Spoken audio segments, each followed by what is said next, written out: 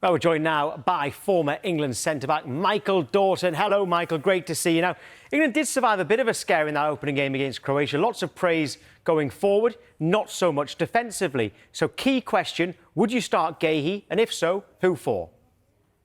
Good afternoon, Tom. Yeah, I mean, I was sat here before the Croatia game and I had to map my team and, you know, Thomas Tuchel got it right. He sent a team out there which I expected them to go and beat Croatia. They did. The first half was okay in patches, but I think the goal just before half-time probably summarised where we were at. And it probably helped us because Thomas Tuchel got them in there, let them know what it was all about. And then when we took the lead and go 3-2, you're thinking, is this going to happen what happened in the first half? No, it was anything but. And I think it was a message to everyone out there, England fans included, that Thomas Tuchel can make big decisions at big moments in the game. When you're 3-2 up, do you bring a defender on or do you keep going? And I think with the strength that we've got in the attack, we have to do that because bringing Saka on, he was in my team from the start. Bringing Rashford on, he was in my team. You know, and then you bring Morgan Rogers on. You look at players, Jed Spence, who I thought might be our surprise package and will have a big part to play. Answering your question there, Tom, do I see him changing the defensive side? Probably not, because the first game against Croatia, I think, was the hardest of the three games. You know, in the group stages. So I don't see why he would change it. Good minutes under his belt for John Stones. And I had Mark Guehi in the team. Just because John Stones probably hadn't had as many minutes as he would have liked to going into the tournament. But what it does bring, it brings an awful lot of calmness. It brings experience. You know, he's been in tournaments and big pressurised situations at Manchester City and also with England. So the question and answer there, do I think he changes it and bring Mark Guehi in? No, I don't. But I certainly think Mark Guehi will have a big part to play at some moment in this tournament for us. If anyone was to say that England are going to have an approach where they're going to be attacking so much the defence doesn't matter so much, all right, we're just going to score more goals than you, that would be quite surprising in the past. But do you think that might be the way Tuchel sees it at the moment? Maybe not before the tournament. But I think in that first 45 minutes, we take the lead twice and we let Croatia back in. And I think the second goal, I was so disappointed. 11 players behind the ball. You think, yes, it's just before half-time. They're a little bit tired. Harry Kane's as deep as can be as a centre-forward. Go and press the ball. You know, and then the midfielder dinks the ball in between Konza and Reece James and they get in and score the goal and you're on the back foot when you've never been in any real danger. So that is the defensive side that you probably always have to be switched on. But in the attacking with the two in midfield, Elliot Anderson and Declan Rice, I don't see many better than those two midfields and play. We don't want to play with two holding. Well, one of them always goes and enjoys attacking in the final third as well. So I don't think it is two holding midfields. One of them has a freedom to go, whether it be Elliot, whether it be Declan Rice. So I think our strength is in attack, so go and utilise those strengths and put the teams on the back foot. And I think tonight that's what we have to do against Ghana. And you know they're going to be energetic. They had a good win in the first game. And for me, they talk about motivation. I listen to Tuchel, I listen to Declan Rice. These England players, they don't need any motivation. They've got that. They're top players in our country and even in the world. The defensive performance wasn't terrible against Croatia, of course, but will it naturally get better as the tournament goes on?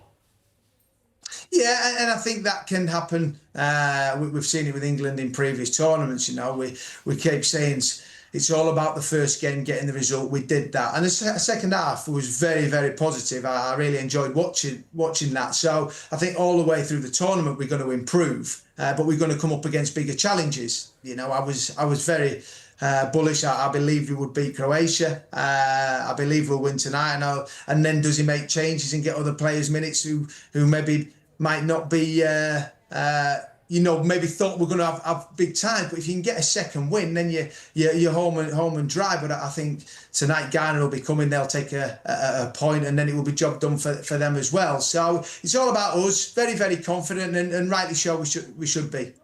Jamie Carragher said that England might be getting a bit carried away after that victory against Croatia. Is he right? We always have belief. We always dream. But I think it was a game of two halves and we saw what we are capable of. But we're also so that, if you do let teams in, you do sit back and let the opposition have a chance, you can be vulnerable. So when your strength is in attack, I would keep going. But no, I wasn't certainly getting carried away. A long way to go, but I certainly, like I said before the Croatia game, I was confident we'd get out of the group stages. And then when it comes to the knockout, it's all about who turns up, your big players at big moments, and we've got that. Big question, and I always talk about substitutions. He picked a team, and the players that came on, you look at Saka, you look at Rashford who gets his goal. I mean, we're blessed. The squad in depth is very, very good. So whoever he picks, and your impact players are there to come on. So team selection, we've discussed the defence. The other question marks, right wing, Tuchel's hinted it'll still be Madueke. All right, Saka's not 100% fit yet. OK, well, what do you think of that, first of all? But also, left wing, Gordon or Rashford? Well, I put Marcus Rashford in my starting lineup before the game, and when you saw it, there was no real surprise because there was talk about Anthony Gordon going to play. He's a lot more direct than Marcus Rashford, but what Marcus can do is you saw when he received the ball for his goal, that is something he always looks to do, coming in off that left side, going in onto his right foot and put it in the far corner. And when he did score, it was like, I said that this morning, that was what was going to happen. So I don't think he changed it. The Madueke one, he's talked a lot about the Saka injury and whether he's protecting him for the latter stages, because for me, if you're picking your best team, Bukayo Saka is in it without a shadow of a doubt. It's a non-negotiable. Madueke is very direct. He does like that from his wide players. His end product at time maybe could be a little bit better from Madueke, but he does get you up the field and he does put defenders up against it. So yeah, I think he goes with the same team tonight. I don't see why he would change it. And how difficult is it for a defender when you've got someone like Antoine Semenyo who isn't scared to run out of defence for a start? You also don't know whether he's going to be starting striker, right wing, left wing, and he's equally, he really does to me look as good with his left foot as he does to his right foot. How do you defend a player like that? Well, I think it's different if he's playing wide, either on the right side or the left side. You have to. If he's playing on the left side, he always wants to come in on his right because that's his biggest strength. You touched on it there, Tom. Yes, he can use both feet and he strikes the ball so well with his left. So you have to send him away from goal. If he's on the right hand side, let him cross the ball and your defenders then have to deal with it. If you get him down towards your corner flag as a full back, first show he's away from goal, and then your second, make sure you try and stop the cross. So whether he'll go to number 9, only time will tell. Will it be Jordan Ayew? I mean, there's a lot of players that we know from not just the Premier League but the Championship as well. So yeah, time will tell how they set up. I think he probably plays in a wide area because defensively he works his absolute socks off. He goes as number 9. He might not be one to do as much defensive work, but we will see. When you're up against him, we've seen him for numerous years in the lower league at Bristol City. Then he went to Bournemouth, and then when he went to Manchester City, he carried on that. So he'll be a player that's full of confidence. He'll want to go and show everyone what he can do up against all his, well, I won't say teammates, players that he knows against from the Premier League. We're almost 2 weeks into the tournament. It feels like 2 minutes.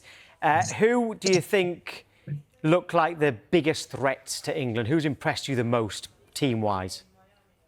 Well, I look and think it's still early stages. You look at the teams that you probably were going to have in before a ball was even kicked. France were my team that I think we were going to have to beat if we finished above. You look at Argentina with Messi, 5 goals already now, leading World Cup ever goal scorer. So I think there's other teams. Morocco are a team that could be a surprise. Norway could be a surprise package. But I always talk about players confident in getting out the group stages. When it comes to the knockout stages, our big players have to turn up. Right, here we go then. Talk to big players turning up. The Golden Boot. Earlier, Jay Bothroyd said Kylian Mbappe. Who do you think? Right, I mean, I'm leading at this moment in time. I would say Messi, and it doesn't surprise me that Jay says Mbappe. Of course, it could be. He could say Kane as well. Put it in there. He got 2 in his first. They're ahead now, and obviously Haaland. But you're talking about a team that probably needs to go on and win it, or certainly get to a final. Messi's on 5 and Kylian Mbappe on 4. So either one of them would have been the favourites. But I go for Messi because I mean he's just an absolute genius. You see him last night.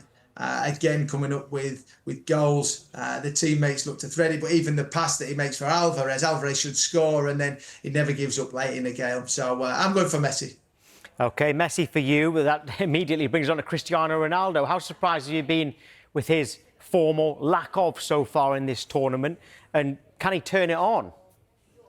Well, he can, because we've got to remember what he's done. And when you're a big player and you're one of the best of your generation, you're always going to come under question marks and criticism, which he has done at time. We all know what Ronaldo has, and we all know it's about him. He hasn't turned up yet, but don't rule him out at this moment in time, because, as I've said, it's early on in the tournament. Teams are still warming up. It looks so easy to get out the group stages. Ultimately, that is. 3 teams can make it out. So, yeah, a long way to go. But I don't see Ronaldo picking up the golden boot. So let's get... that's the World Cup. Let's get to the Premier League and Tottenham Hotspur. Of course, Lucas Bergvall has asked to leave. I don't know how much of a surprise that was to you, but how much of a surprise would it be if you can manage to get Sandro Tonali, you being Tottenham, of course? Yeah. I mean, look, the work that they've done already. Am I really surprised on the back of the 2 seasons that Tottenham Hotspur have had? No. 2 free agents, obviously, in Andy Robertson and Senesi, and then you go and sign Van Heck. I think, with a year left, people might say it's a lot of money. He's worked with De Zerbi, and now you see some of the players linked. Tonali, I think, would be an unbelievable signing, but I also look in that midfield area of how many players you've got, and you talk about Lucas Bergvall maybe wanting to go and get more game time. And I mean, they have got a lot of players, but this guy's a special talent, no doubt about that. We've seen what he's done at Newcastle since he came to the Premier League. I'm sure they don't want to leave him, but every player has got a price tag. And Spurs at this moment in time is setting the benchmark down to go, look, we are going to be competitive. We're going to spend some serious money, and if they can get that one over the line, would be a great signing for me. But I don't see them just going for him. I see them going for maybe another wide player. Did they go for a number 9? They certainly send a message out and getting the business done early. And that, I think, is down to Roberto De Zerbi coming in and his demands of where he wants to take this football club. Certainly not where we've seen him in the last 2 seasons. Can you imagine a busier summer of transfer activity at Tottenham Hotspur ever, given that it's clear that De Zerbi would like to get some out, and we already know he's trying to get some in? No, I'm not. I mean, I think he worked the media incredibly well. The message that he sent to everyone on the outside, that he always had that belief that he was going to keep Tottenham in the Premier League, and he was fully backing of all the players. And as soon as he kept them up, he says, right, I need 7 or 8 new players. So clearly he's seen what he has at his disposal, and he's going, right, if we're going to take the club to back where I believe they should be, and that's challenging for Champions League and certainly in the top 6. And I do see that with De Zerbi, the job he's done at Brighton, now went to Marseille. He's a manager that has serious demands on his players and expectation. So he hasn't come in to be looking over his shoulders, and that's why I'm sure he's been on the hierarchy demanding he wants some players to compete at the top end of the table. All right, Michael, great to see you. Thank you. Cheers, Tom.